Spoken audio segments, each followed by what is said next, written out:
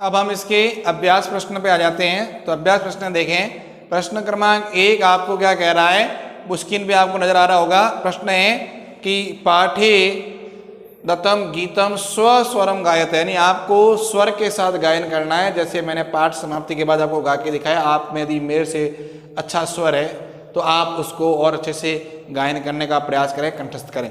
प्रश्न क्रमांक 2, अधोलिखित प्रश्नानाम उत्तराणि एक पदे लिखित। अब कुछ प्रश्न आपको नजर आ रहे हैं, उनके उत्तर लिखने एक साथ में। पहला प्रश्न देखिए, स्वकीयम साधनम किम भवति। अपना साधन क्या होता है, जो खुद का हो। तो इसका उत्तर है बलम। ध्यान रखें, उत्तर क्या होगा, बलम। सिर्फ इतना ही लिखना है क्योंकि एक शब्द का पूछा है। पथि के विषमा प्रखरहा, पथि यानी रास्ते में, है ना, क्या विषम और तीखे हैं, तीक्ष्ण हैं। तो क्या है, पाषाण। पाषाणा का देते बहुवचन, पत्थर के पूछा है ना। किम शब्द रूप लिखे थे अपन ने, पता हो तो किसी को। कह कऊ के आया मानी बहुवचन का रूप, तो यहाँ पे अपन ने बहुवचन का रूप दिया पाषाण। सतत किम करणीयम, लगातार क्या करना चाहिए। तो आपको ध्यान रखना चाहिए, हमेशा क्या करना चाहिए, ध्येय स्मरणम।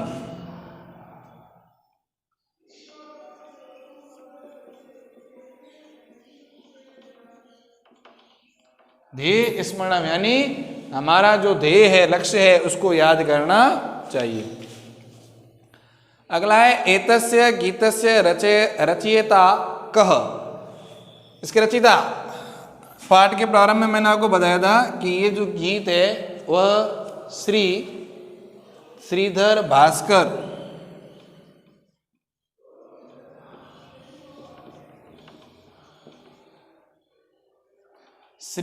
भास्कर वर्णेकर द्वारा रचित है। इसका नाम लिखना है और कुछ नहीं करना है, ठीक है। आप वो विषय लगाने लगा दो। आगे, सह की दर्श कवि बनते, वह कैसे कवि, वह कौन, यही श्रीधर भास्कर वर्णेकर। ये कैसे कवि माने जाते हैं, यानी कवियों का जो लेखन का कार्य है उसके तरह से माने जाते हैं, राष्ट्रवादी, है ना।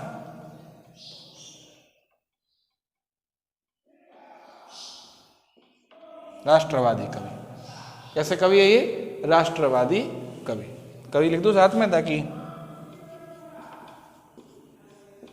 ये हो जाएगा। ओके, ये हो गया आपके प्रश्न क्रमांक 2। अब देखेंगे अपन प्रश्न क्रमांक 3।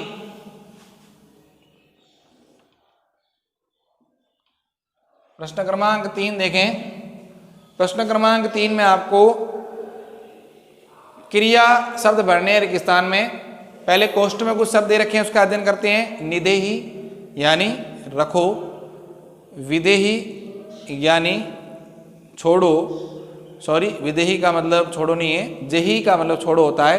देही यानी दो, बज यानी जप करो, चल यानी चलो, और कुरु यानी करो। तो विदेही का मतलब होता है धारण करो, ठीक है, ये ध्यान रखना है। देखिए रेगिस्तान में पहले उदाहरण दे रखा है, त्वम पूर्वतः चरणम निदेहि, तुम सामने कदम बढ़ाओ, रखो। त्वम विद्यालयम, दूसरे में आ जाएगा चल।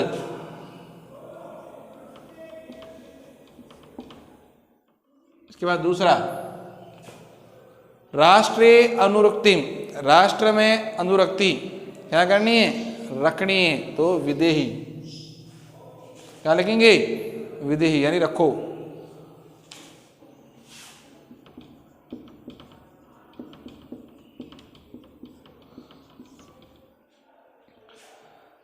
मह्यम जलम देही यानी दो, मुझे जल दो हो जाएगा।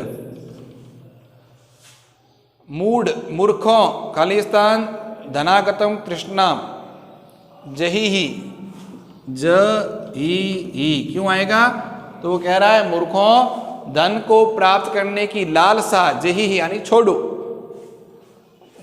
गोविंदम के आगे भज, भज मतलब भजन करो, जप करो, किसका, गोविंदम का, भरी का, भगवान का। सततम ध्येय स्मरणम कुरु, इस तरह से ये पूरे हो जाएंगे। 1 2 3 4 5 6 7 थे, 6 रेगिस्तान आपको पढ़ने थे, 1 इसने भर रखा था निदेही। ठीक है, आगे देखिए प्रश्न क्रमांक 4। एक बार आप लोग सभी नोट कर लें कि आपको प्रश्न 1 को स्वस्वर गायन करने का प्रयास करना है।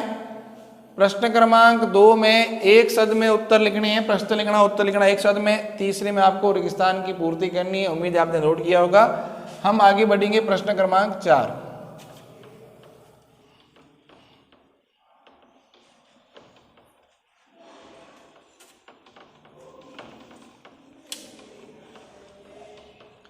प्रश्न क्रमांक 4 में हाँ और ना में उत्तर देना है, ध्यान रखें। प्रश्न क्रमांक 4 ने पूछा है उचित कथनानाम समक्षम आम यानी अनुचित कथानाम समक्षम न इति लिखत। उसने कहा है कि उचित कथन के समक्ष यानी जो कथन सही है उसके आगे आपको आम यानी हाँ लिखना है, और जो कथन सही नहीं है उसके आगे आपको न लिखना है। तो पहला है पूर्त चरणम निदेही, उदाहरण है ये, सामने कदम रखो हाँ या ना। हाँ सामने रखने की बात की तो आम आएगा पहले में। अब देखो निज निकेतनम गिरी शिखरे अस्ति, हमारा घर पर्वत की चोटियों पर है, क्या सही है यहाँ? हाँ, तो आपको यहाँ लिखना है आम, कोष्टक में लिखना है आम, वहाँ कोष्टक बनाया हुआ है सामने उसमें आम लिखना। दूसरा देखिए स्वकीयम बलम बाधकम भवती, हमारा बल बाधक होता है, मतलब किसी को रास्ते में रोकने का कार्य करता है, क्या सही है? गलत, ये साधक है, बाधक नहीं है ना, तो न आ जाएगा दूसरे में। तीसरा देखो पथि हिंस्रा पशव न संति, रास्ते में हिंसक पशु नहीं है या नहीं है? है, इसलिए यहाँ क्या आएगा? नहीं, ये गलत लिखा हुआ है। अगला देखिए गमनम सुकरम अस्ति, यात्रा सुकर है यानी अच्छी है, सही है क्या? नहीं, न। अगला देखिए सदैव अग्रे ही चलनी, हमेशा आगे ही चलना चाहिए, बिल्कुल सही, हमेशा कहाँ चलना चाहिए? आगे, ये इसका आंसर। ठीक है, अब जो प्रश्न है इसका दूसरा खंड है आ, वो मैं यहाँ समझा रहा हूँ, आप ध्यान रखें। ये खंड क था, अब जो खंड है वो ख। खंड ख में इसने क्या कहा है? 2 वर्ड लिखे हैं, एक लिखा हुआ है परितः, एक लिखा हुआ है पूरतः, 2 वर्ड, एक क्या है? परितः, एक क्या है? पूरतः। दोनों का अर्थ अलग होता है। इसका अर्थ होता है चारों ओर, इसका अर्थ होता है सामने। ऐसा समझे बात? अब आपको इसने क्या कहा है कि अर्थ भेद करना है, वाक्य बनाना कर। तो अपन वाक्य बनाने पहले परित का, यहां मैं लिख रहा हूं परित, इसका वाक्य लिख रहा हूं, देखो विद्यालयम परितः वृक्षा सन्ति, विद्यालयम परितः वृक्षा सन्ति, विद्यालय के चारों ओर वृक्ष है। अब कंफ्यूजन वाला प्रश्न हो गया आपके कि सर का की के में तो विद्यालय से आना चाहिए, षष्ठी विभक्ति है, लेकिन यहाँ विद्यालयम द्वितीया क्यों आई? तो ये ध्यान रखना है परित आ गया, इसकी वजह से यहाँ द्वितीया विभक्ति आई है। ये कारण होते हैं, परित के साथ हमेशा कौन सी विभक्ति आती है? द्वितीय आती है, ध्यान रखें। इस परित के साथ हमेशा द्वितीय विभक्ति का प्रयोग होता है। अब सामने का वाक्य में प्रयोग कर रहा हूं, देखो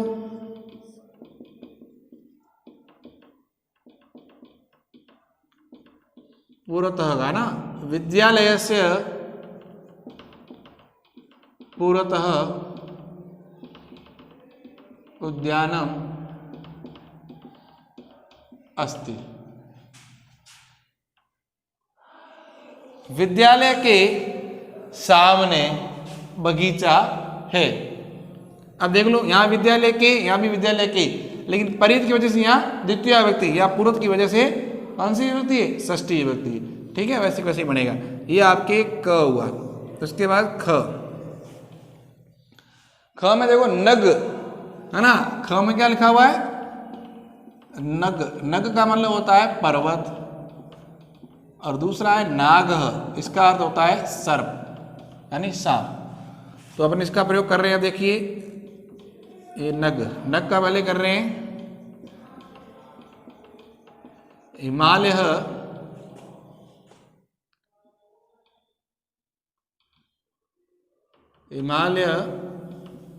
नगेषु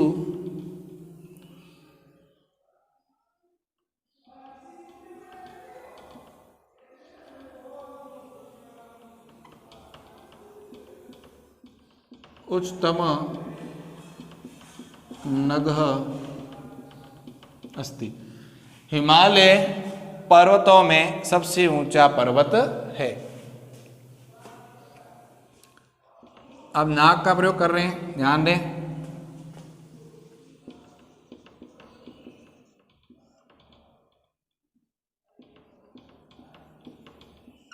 वृक्ष से ऊपरी, वृक्ष के ऊपर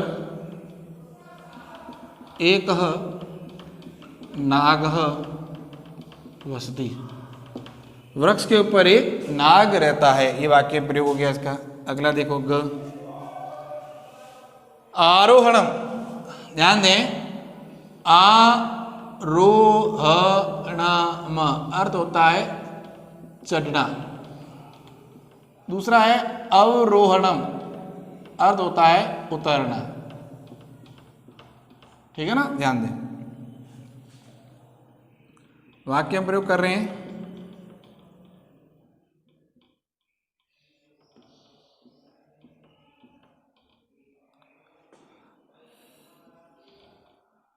पर्वतारोहणम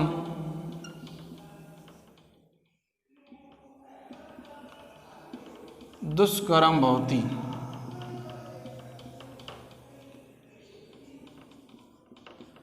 अवरोहणम का देखिए वाक्य क्या बनेगा।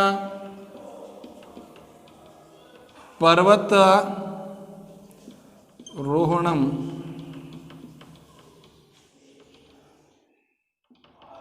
सुकरम भवति।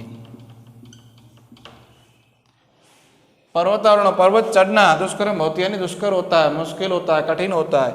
अवरोहण, पर्वतावरोहणम सुकरम भवति, पर्वत से उतरना क्या होता है, सुकरम होता है या सरल होता है।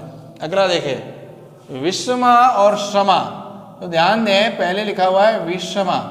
विषमा मतलब असमान, अलग अलग, और दूसरा है क्षमा, है ना, समा यानी समान।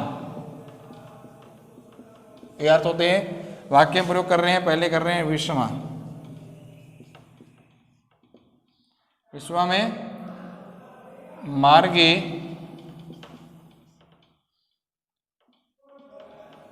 विषमा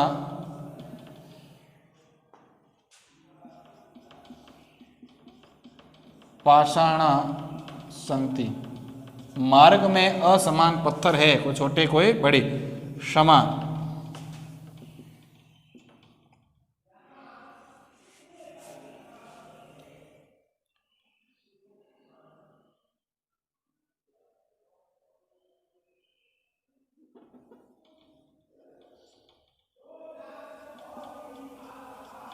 मह्यम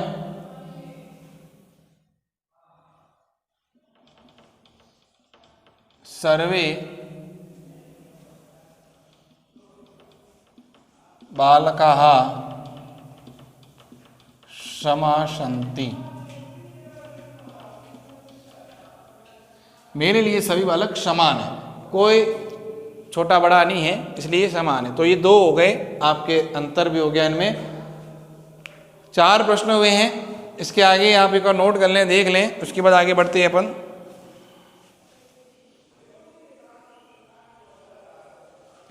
अगला प्रश्न है प्रश्न क्रमांक 5।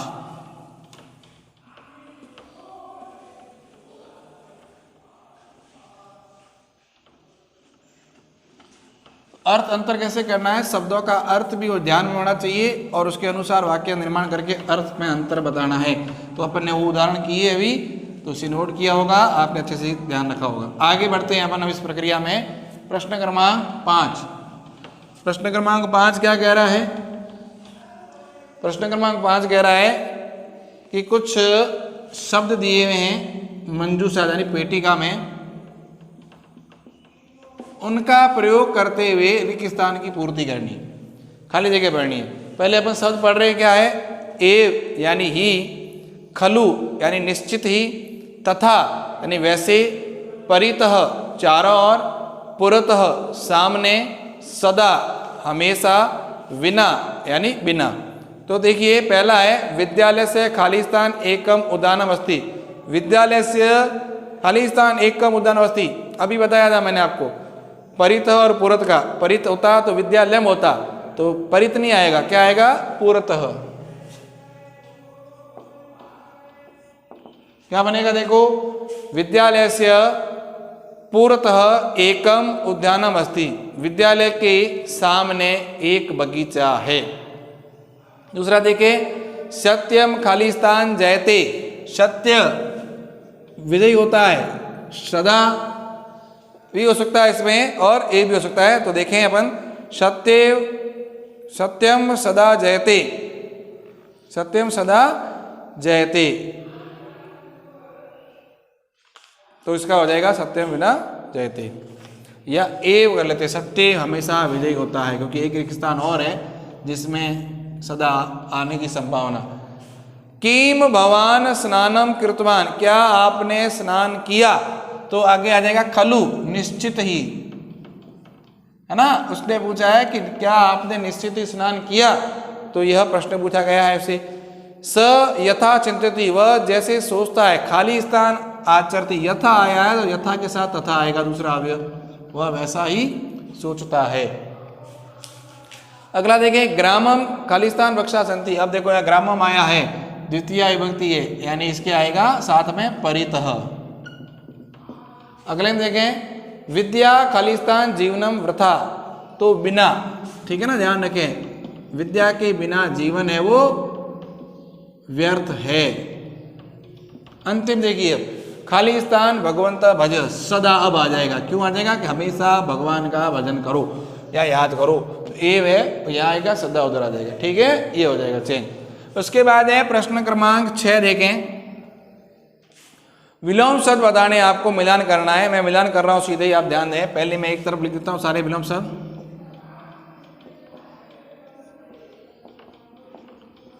पहले लिखा हुआ है पूरतः, फिर लिखा हुआ है स्वकीयम, फिर लिखा हुआ है भीति,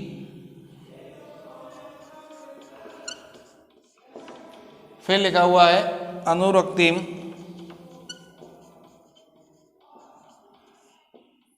फिर लिखा हुआ है गमनम।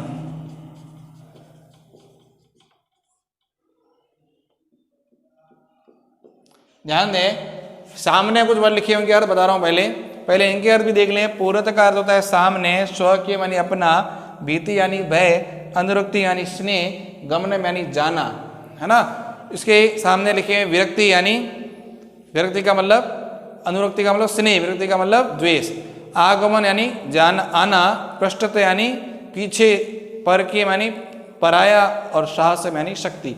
तो मिलान करना है, तो मैं मिलान कर रहा हूँ। देखो सामने वाले सबसे, पूरत का मिलान हो जाएगा पृष्ठत से, आमने का सामने, सामने का पीछे।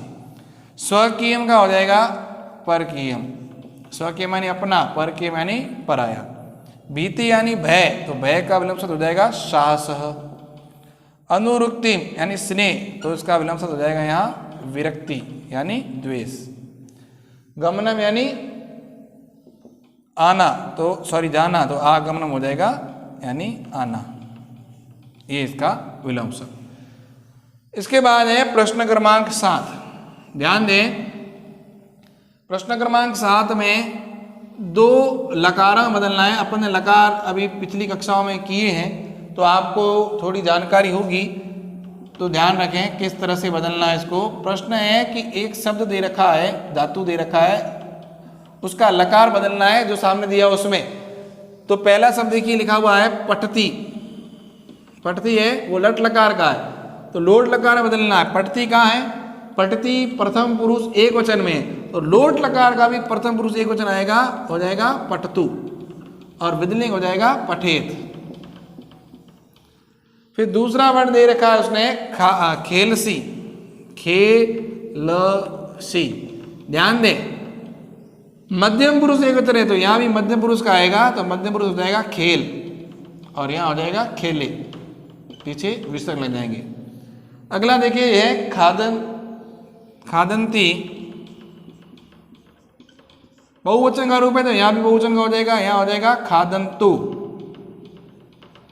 और इसमें बहुवचन का रूप हो जाएगा प्रथमा विभक्ति का खादेयु।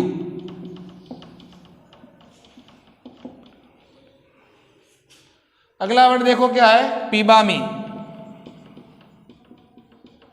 उत्तम पुरुष एक वचन का है, तो इसमें उत्तम पुरुष का एक वचन आ जाएगा पीबानी, और यहां आ जाएगा पीबेयम। फिर है असतः, देखिए असतः लट लकार प्रथम पुरुष द्विवचन, तो इसमें द्विवचन का रूप आ जाएगा हस्ताम, और यहां आ जाएगा हसेताम। फिर देखिए अंतिम में लिखा हुआ है नयामह, उत्तम पुरुष बहुवचन का रूप है, तो उत्तम पुरुष बहुवचन का रूप आ जाएगा यहाँ सेम ही आ जाएगा, सिर्फ क्या आ जाएगी विसर्ग घट जाएंगे, नयाम, और इधर हो जाएगा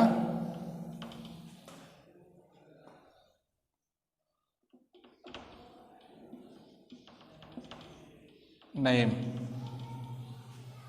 इस तरह से इसके रूप बन जाएंगे। ये हो गया आपके प्रश्न क्रमांक 7 का अ, ये अखंड था, ध्यान दें, ठीक है ना। अपने को क्या था कि शब्द दे रखा था, उसको लोट लकार और विधिनी लकार में आपको परिवर्तित करना था, बदलना था, अपन ने बदला। पठती को बदला पठतु पठेत में, खेलसी को खेल और खेले में, खादंती को खादंतु खादेयु में, पीबामी को पीबानी और पीबेयम में, हसता को हस्ताम और हसेताम में, नयाम को नयाम और नयम में। इस प्रकार से उनकी जो लकार पूछे थे अपन ने बदला। अब इसका आ खंड देखिए, आ में क्या है, आ भी ऐसा ही है, लेकिन इसमें अब धातु नहीं है, शब्द रूप है ना। तो शब्द रूप भी आपने किए हैं बीती कक्षाओं में, तो आपको ध्यान रखना है, उन शब्द रूपों के अनुसार इनको भी बदलना है। तो ध्यान देंगे, आप लोग स्वतः कर सकते हैं, यदि आपने ध्यान दिया है, उन शब्द रूपों में वापस पढ़ा है, खुद ने बनाने का प्रयास किया है, तो आप बना सकते हैं। ध्यान दें, आ में पहला लिखा हुआ है गिरी शिखर। फिर इसने कहा है कि इसको आपको बदलना है सप्तमी एक वचन में। तो उदाहरण में उसने बदल रखा है, किताब वाले ने भी गिरी शिखरे, ये होगी सप्तमी विभक्ति एक वचन। जैसे रामे होता है सप्तमी विभक्ति, तो ऐसे गिरी शिखरे। दूसरा वर्ड देखो क्या लिखा है, दूसरा वर्ड लिखा है पथिन। इसका उसने कहा बदलना है सप्तमी एक वचन में, इसको भी सप्तमी एक वचन में बदलना है। ये नकारांत शब्द है जो अपन ने नहीं किए हैं, तो ध्यान दें, इसका मैं बता देता हूं आपको। इसमें पथी होगा, जो पाठ में आया था, पथी विस्मा पाषाणा प्रखरा, वही। आगे देखिए, पाषाण शब्द है, इसके अंदर में अ है, ध्यान रखें, नपुंसकलिंग वर्ड है ये, इसको बदलना है। इससे पहले राष्ट्र है, इसको बदलना है चतुर्थी और एक वचन में। तो राम की चतुर्थी होती है रामाय, तो राष्ट्र की क्या हो जाएगी राष्ट्राय। फिर है पाषाण, इसको बदलना है सप्तमी, इसको बदलना है सप्तमी एक वचन में। तो जैसे फल का गया था फले, वैसे ही पाषाण का हो जाएगा पाषाणे। उसके बाद यान शब्द की द्वितीय विभक्ति बहुवचन, यान।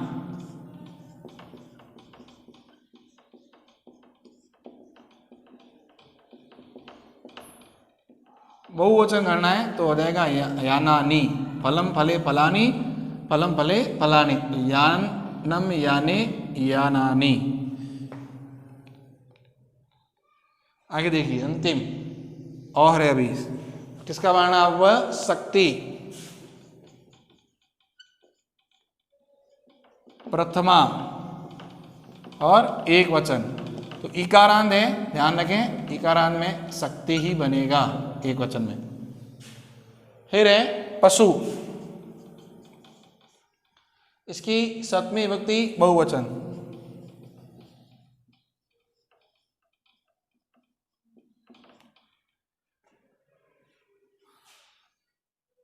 पशु शब्द की सप्तमी विभक्ति बहुवचन है, ध्यान रखें। तो बन जाएगा आपकी पशुएषु, पशुओं में। इस तरह से ये आपके प्रश्न हो जाएंगे कंप्लीट। एक बार ध्यान दें, अपन ने क्या किया है, अपन ने किया है गिरि शिखर की सप्तमी एक वचन का रूप क्या होता है, गिरि शिखरे। उसी प्रकार पथिन की सप्तमी विभक्ति एक वचन क्या होगा, पथि। राष्ट्र की चतुर्थी विभक्ति एक वचन क्या होगा, राष्ट्राय। पाषाण की सप्तमी विभक्ति एक वचन क्या होगा, पाषाणे।